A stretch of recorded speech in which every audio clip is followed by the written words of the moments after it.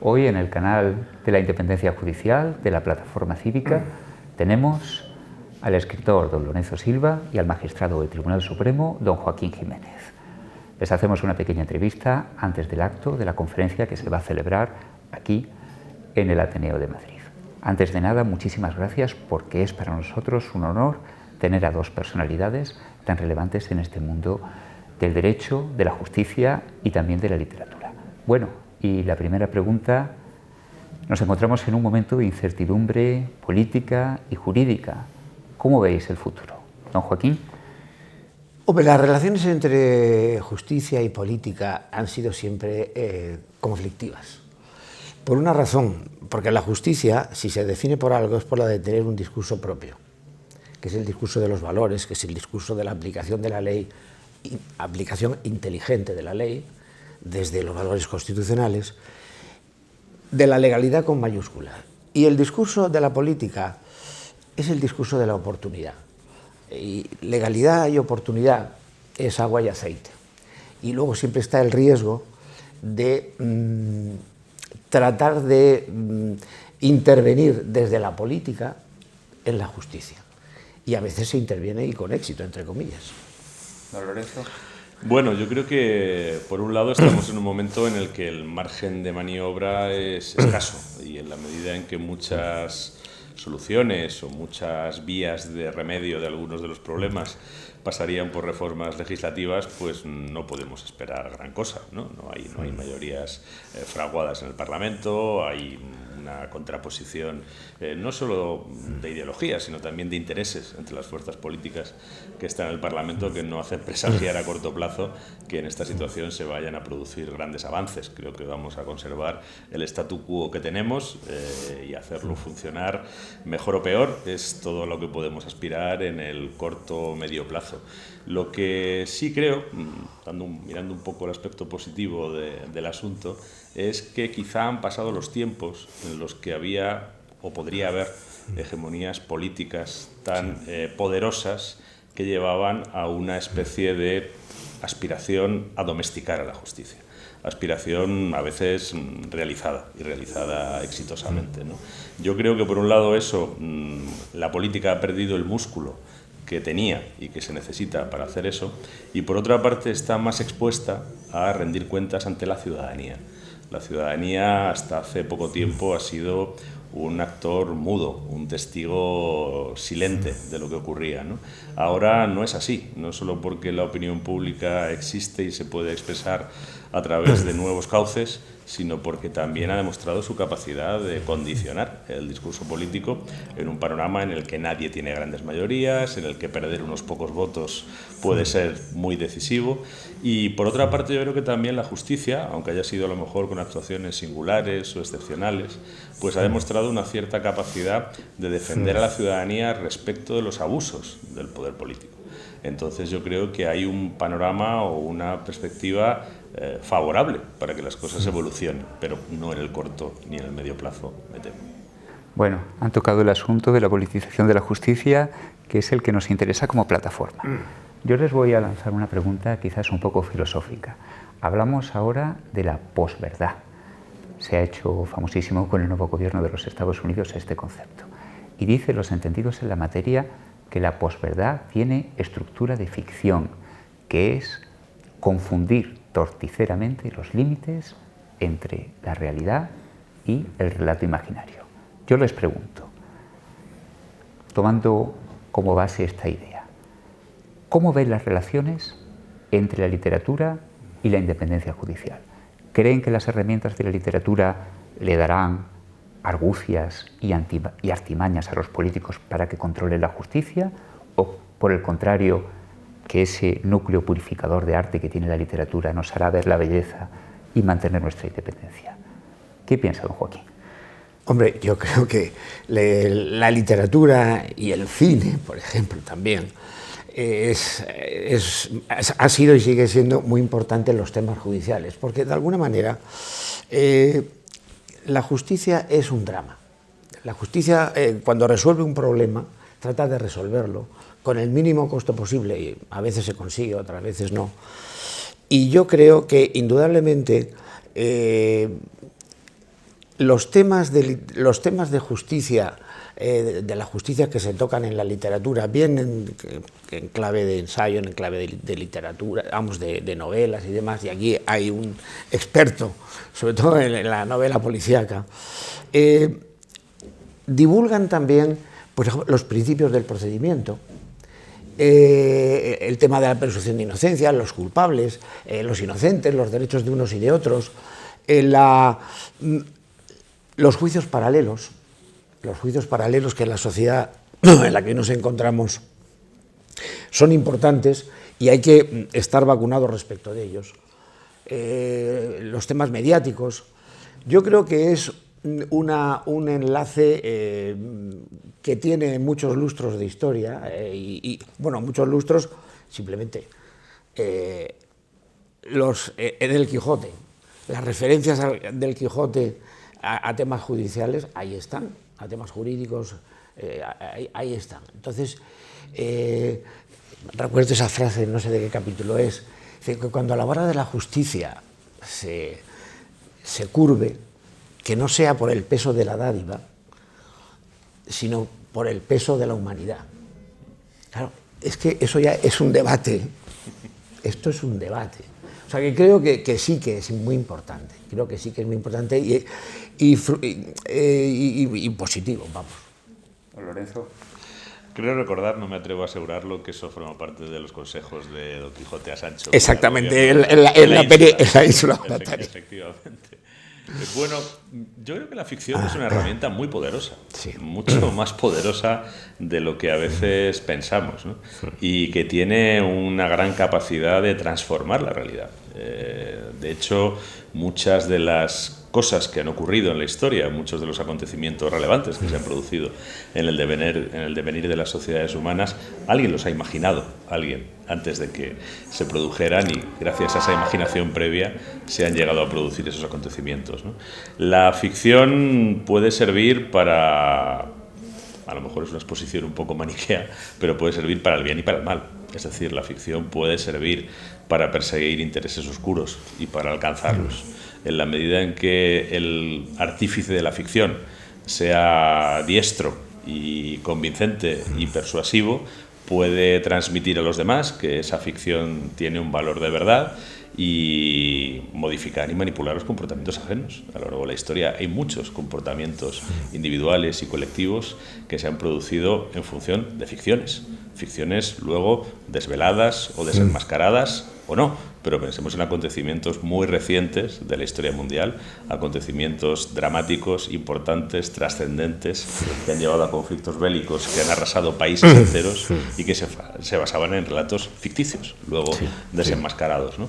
Entonces, la ficción no hay que subestimarla. En la medida en que alguien se la cree, la ficción tiene la misma fuerza que el hecho real.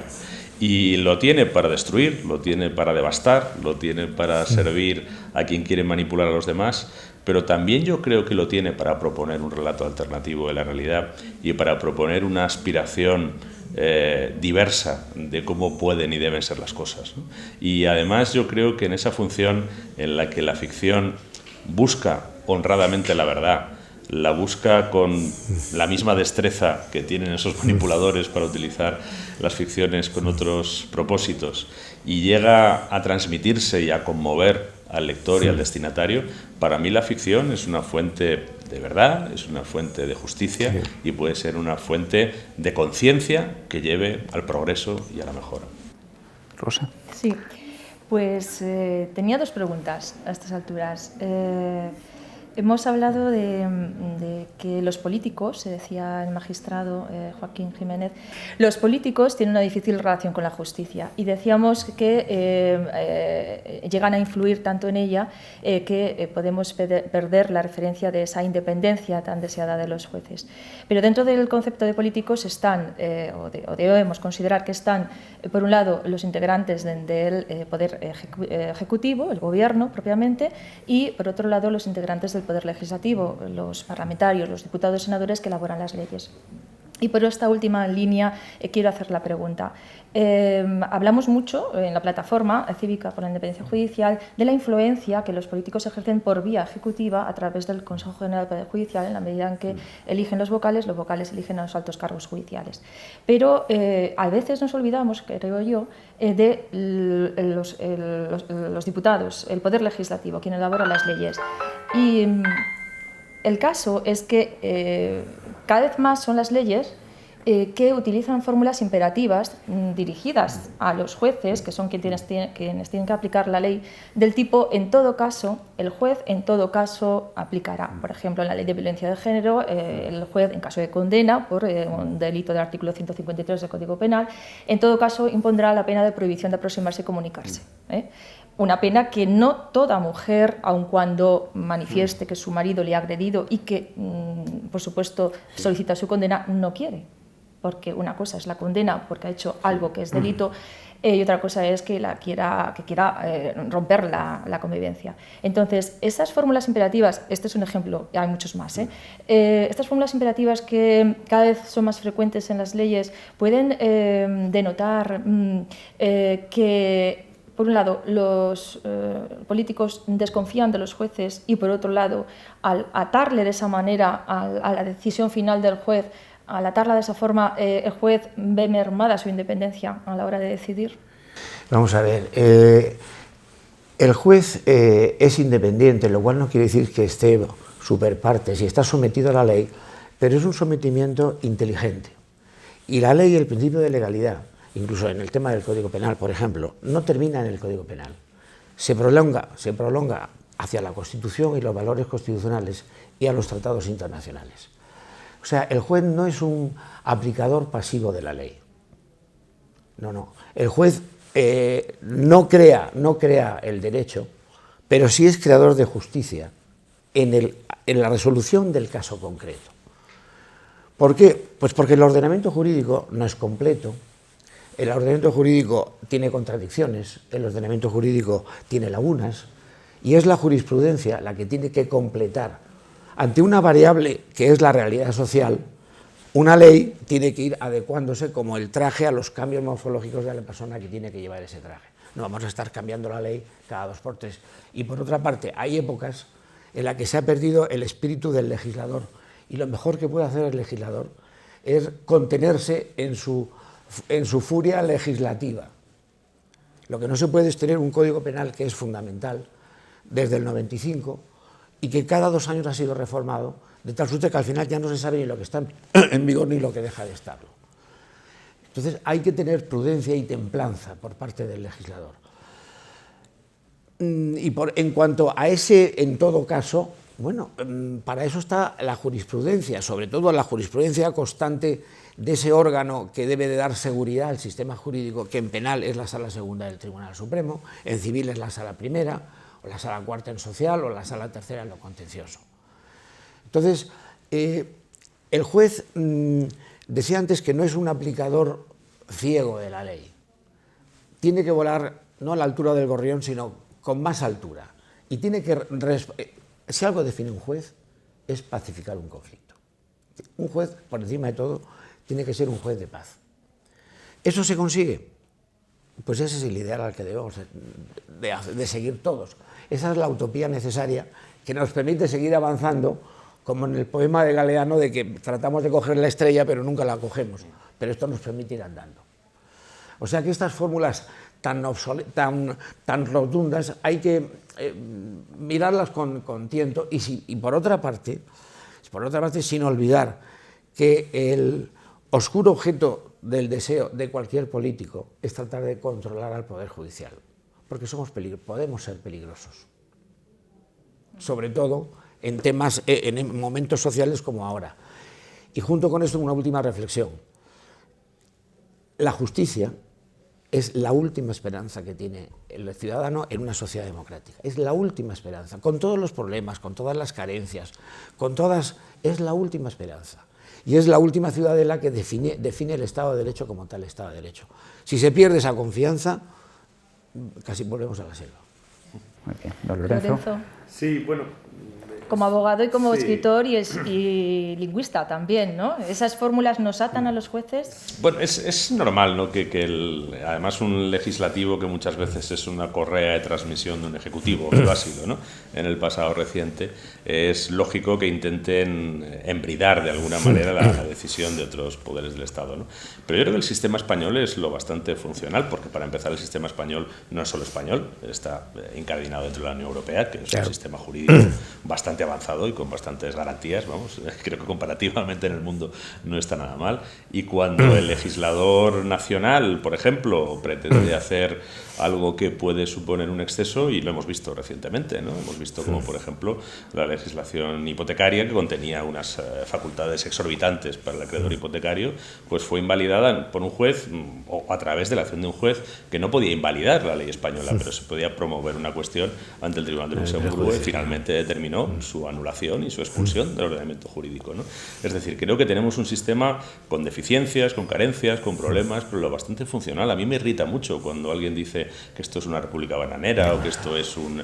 esto no hace mucho tiempo no era un Estado de Derecho. No hace mucho tiempo había un señor que decía lo que era la ley como el Imperio Romano, ¿no? Con lo que dudosamente era un Estado de Derecho, pero ahora es un Estado de Derecho y es un Estado de Derecho que funciona razonablemente bien y en el que el juez tiene mecanismos de defensa ante una fórmula estereotipada como esa. Pues a lo mejor uno se puede plantear en qué medida eso está colisionando con derechos fundamentales reconocidos no solo en la Constitución, sino también en convenciones internacionales de las que es parte España y de las que tiene que responder ante un tribunal que ni siquiera es español. Sí, y antes se ha hablado de una escena del Quijote, ¿verdad? Sí. En relación con esto, ¿creéis que aún está por escribirse una novela en español sobre España o no, sobre la independencia judicial? Que en futuras entrevistas se pudiera utilizar una escena de esa novela. La independencia judicial es el desafío diario. Es el desafío diario de cualquier juez. ¿Quién es el garante de la independencia judicial? ¿El Consejo? Si el Consejo no es independiente, ¿cómo va a garantizar algo que no tiene? Por decirlo brevemente, ¿no? Entonces, es ese desafío diario de cada juez como garante. Y teniendo en cuenta algo, a veces se dice que no os dais cuenta. A mí me lo han dicho, de que tenéis el techo de cristal. Los jueces no tenemos techo. Si llueve nos mojamos. Y malo es que tengamos techo, porque entonces tendremos padrinos. Entonces tendremos padrinos, que es uno de los problemas. Los jueces no podemos tener padrinos. Malo es estar apadrinado, pero mucho peor es responder como ahijado. Bueno, yo a veces tengo la sensación de que Cervantes escribió todo lo que había que escribir sobre la sociedad española, ¿no? Yo releía hace no mucho tiempo el Coloquio de los Perros y me sobrecogía la vigencia de tantas cosas, ¿no? Por ejemplo, esa imagen de los pastores que son por la noche los que matan a sus propias ovejas, ¿no? Mientras los pobres perros guardianes intentan defender el rebaño de un lobo que no existe y son los pastores los que están matando a las ovejas, ¿no? Entonces, bueno, me parece que en buena medida casi todo está ahí en Galdós. Entonces, los que venimos después, bueno, pues podemos hacer notas a pie de página de Cervantes y de Galdós. Pero dicho eso, pues es curioso porque la figura judicial es una figura que plantea algunas dificultades para su ficcionalización y para su literaturización, si me permites el palabra, ¿no? Porque son figuras que son remotas a la mayoría de los ciudadanos. Se comprende poco el trabajo del juez, se comprende poco la aventura personal e individual del juez. Hay siempre como una distancia entre el lector común y lo que es la función judicial, y por tanto es difícil trabajar con esa figura en la ficción y en una ficción que tenga una cierta pretensión de ser popular, ¿no? Yo llevo bastantes años introduciendo jueces, personajes literarios en mis ficciones e intentando devolverles la humanidad a veces por expedientes no sé, a lo mejor un poco gruesos, ¿no? Como poner a una juez que cuando la llama el investigador que lleva el caso está haciendo la compra en el Carrefour y está con el carro y cargada de bolsas, ¿no? Y no puede sujetar el teléfono móvil con el hombro, ¿no? Por vías así un poco para decir, bueno, oye, que esta mujer cuando termina vaya a hacer la compra, ¿no? Es decir, que está ahí como tú, ¿no? Y si se pasa en la carretera le ponen la multa a la Guardia Civil igual que te la pone a ti, ¿no?